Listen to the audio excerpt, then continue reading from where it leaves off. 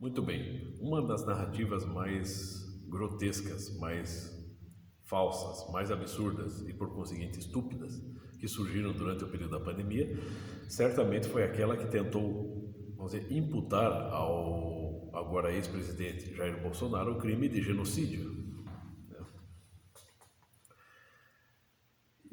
Ou seja, qualificando o sujeito de genocida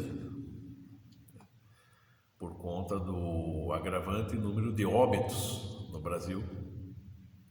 Ultrapassou 600 mil, né, ao longo da pandemia. Mas eu me pergunto, os responsáveis por difundir esse tipo de narrativa, esse tipo de fake news,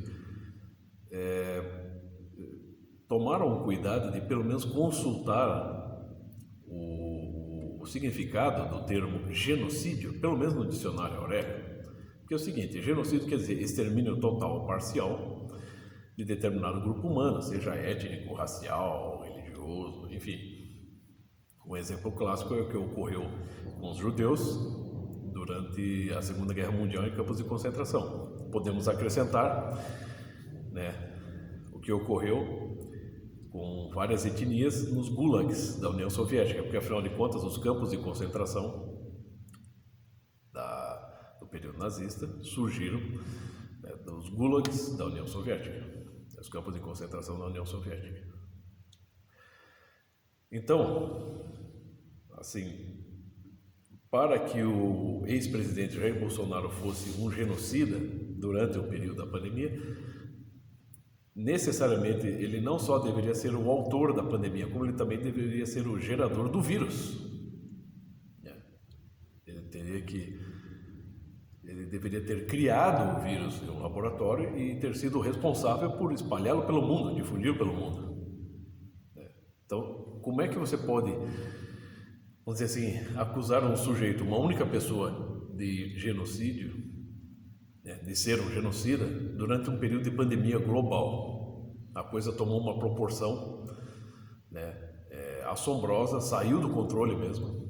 E em cada país, bem ou mal administrada, a pandemia causou, uma tragédia enorme, em cada país.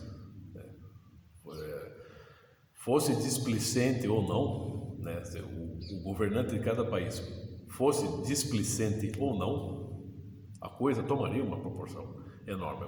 Um exemplo, você pode pegar aqui do estado de São Paulo, que basicamente foi o epicentro da pandemia e, por coincidência, foi o estado que adotou as normas mais rigorosas para a contenção da mesma. Então, se entende a burrice dessa narrativa? Não, essa é a famosa expressão francesa, né? Um bobo tem sempre outro mais bobo que o segue.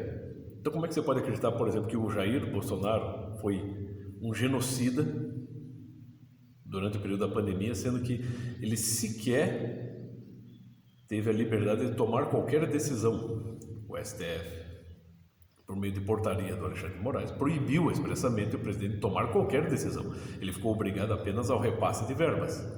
E aí então surgiram todos os escândalos de desvios das mesmas verbas.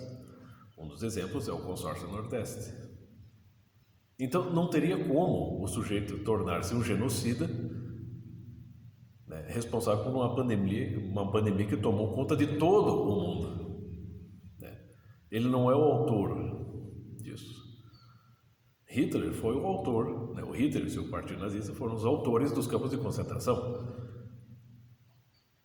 Na União Soviética,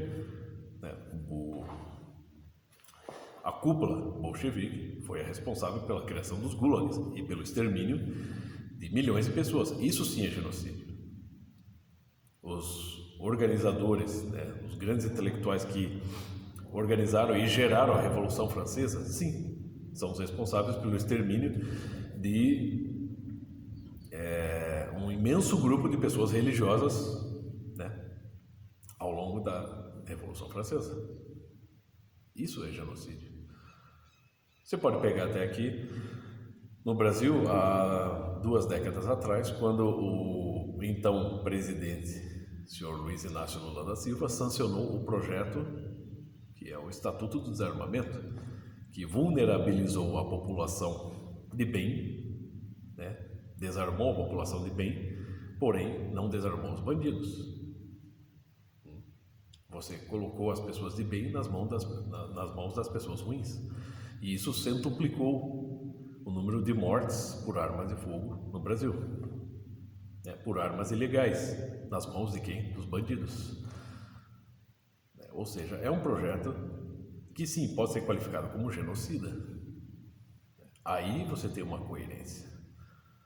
Agora, parece que o atual presidente, novamente, o senhor Lula, para tentar erguer uma cortina de fumaça diante dos seus próprios crimes, tenta sobreviver das acusações sobre o ex-presidente Jair Bolsonaro. É assim que funciona a política aqui no Brasil.